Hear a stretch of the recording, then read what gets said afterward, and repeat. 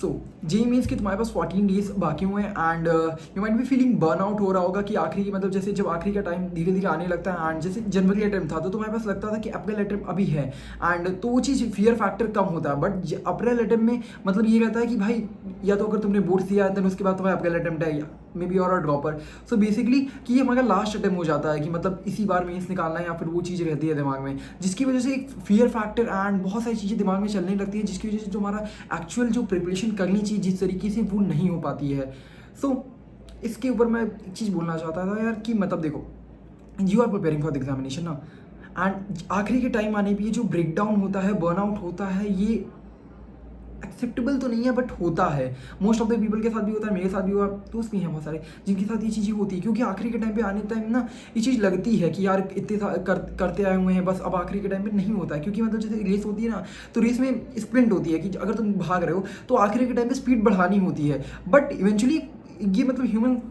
कैसी साइकोलॉजी की मतलब स्पीड कम होने लगती है आखिरी के टाइम पे। क्योंकि मतलब जैसे अगर तुम मान लो अगर तुम जिम में अगर किए तो आखिरी के जैसे जो अगर 15 रैप्स करने हैं ना, तो अगर तुम्हारा जो लास्ट के 13 14 15 वाला जो रहता है वो कितना ज़्यादा मुश्किल हो जाता है। इवेंचुअली तुमने 12 किए, 12 किए हुए पहले, बट वो आखिरी के जो 2-3 रह जाते हैं बहुत मुश्किल हो जाते हैं। इन द सेम सेंस यार कि जब प्रिपरेशन में भी होता है तो आखिरी के जब टाइम आता है तो ये चीज़ होती है हमारे साथ कि वो मुश्किल लगने लगती है एंड जो हम करना चाहते हैं मतलब है कि आज ये करना था बट वो नहीं कर पा रहे होगे तुम।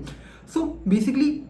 I would give a solution on this thing. यार देख, अगर ये चीज़ अगर तुम्हारे साथ हो रही है, अगर ये तुम प्रॉब्लम फेस करो कि बर्नआउट हो रहा है या नहीं हो रही प्रिपरेशन, एंड तुम इसका सबसे पहली चीज़ है, मैंने लास्ट टाइम में तुमको यही बोला था कि रैंडमनेस हो रही होगी। रैंडमनेस, अगर तुम ये चीज़ डिसाइड की हो ये चीज़ करनी है बट शायद ना कर पा रहे हो, तो अपने आप को स्टिक करो कि ये मेरे को यही पर्टिकुलर चीज़ करूंगा इस दिन में और कुछ नहीं करूंगा। अगर ये मेरे को मॉक देना है, मॉक देने के बाद ये क्वेश्चन करने हैं, तो ये उस चीज़ पर स्टिक करके करना, अदरवाइज तुम्हारे साथ ये रैंडमनेस इंक्रीज होती रहेगी। ठीक है,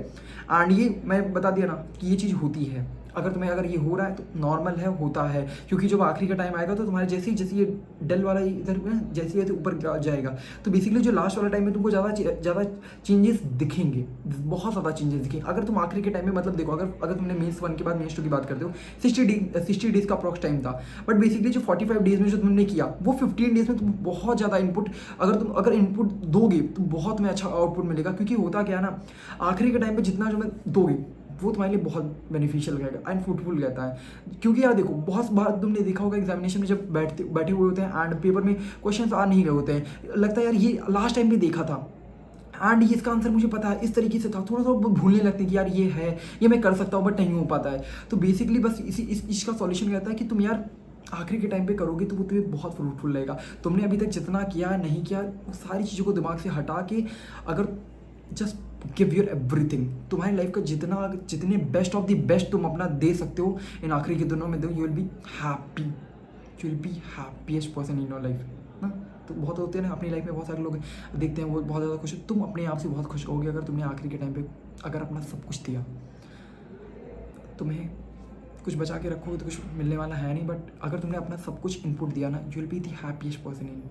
you will be the happiest person. क्योंकि जो सबसे रिग्रेट, रिबेंडेंस, ये सारी चीज़ तुम्हारी लाइफ में रह जाएगी and this is the first thing that can happen in your life, that regret. अगर तुमने आखिरी के टाइम पे अपना इनपुट नहीं दिया, may be what ever in the starting period में तुमने अच्छे से किया नहीं किया, मैटर करता है, बट उस चीज़ को वो मैटर करता है नहीं करता, कितना मैटर करता था, वो सारी कैलकुलेशन बाद में करेंगे हम लोग। बाद में बैठ के भाई ये चीज़ नहीं करनी थी, सारी की सारी चीज़ें बाद में डिसाइड करना कि करना था नहीं करना था, ऐसे प्रिपरेशन करनी थी नहीं करनी थी, बहुत सारी चीज़ें चलती हैं यार दिमाग में कि इस तरह नहीं पढ़ना था, आखिरी के टाइम पर ये नहीं करना था, वो नहीं करना था, बहुत सारे थॉट्स रहते हैं। उन सारी चीज़ों को साइड रख के एंड आखिरी के 15 डेज में अगर तुमने सब कुछ दिया अपना, you will be good to go. अगर तुमने कुछ भी चीज़ें अपने ऊपर रख ली कि बचा के रख ली, नहीं मैं ये चीज़ तो मार्केट में सही बताऊँ ना, कोई भी ऐसी चीज़ नहीं करो जिससे तुम्हारा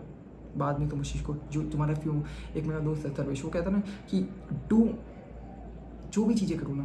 तुम्हारा फ्यूचर सेल्फ तुमको थैंक यू बोलना हो। तुम्हारा future self may be after 5 or 6 months you will be in college में, चाहे तुम गवर्नमेंट कॉलेज में, प्राइवेट कॉलेज में, IITs में, NITs में, कहीं भी होगे,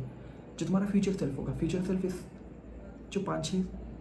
महीने बाद या फिर तुम्हारा आगे का जो फ्यूचर करना है, वो तुमसे क्या कह रहा होगा, you should be doing this thing और नॉट। क्योंकि ये चीज़ रहेगी, हमेशा तुम्हारी लाइफ में रहेगा। अगर तुम्हारा फ्यूचर सेल्फ, तुमने अगर ये चीज़ें आखिरी के टाइम पे नहीं किया, your future self won't be happy with you and कुछ होती हैं चीज़ें ना, कुछ तुमने बहुत ज़्यादा सोच समझ के चीज़ें करते हैं या फिर अनजाने में जो भी हो जाता है, हो जाता है। जो भी गलतियाँ हुई हैं असाइड रख के आखिरी के टाइम पे just give your 100%, then you future self will be thankful to you.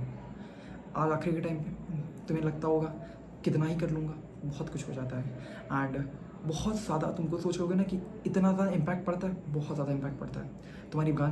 Branch कौन सी होगी ये पता चल जाता है, कॉलेज कौन सा होगा ये पता चल जाएगा। बहुत सारी चीज़ें मैटर करती हैं, बहुत सारी चीज़ें तुम्हें ऊपर से नीचे हो जाएंगी, बहुत सारी चीज़ें ऊपर से नीचे हो जाती हैं, पता भी नहीं चलेगा। इसलिए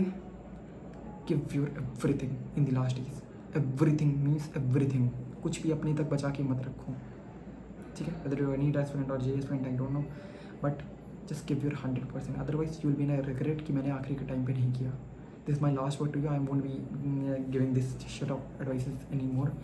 in the further videos, but this is my last time saying to you, this is the last days, just give your 100%, nothing more than that। समझ के बात को।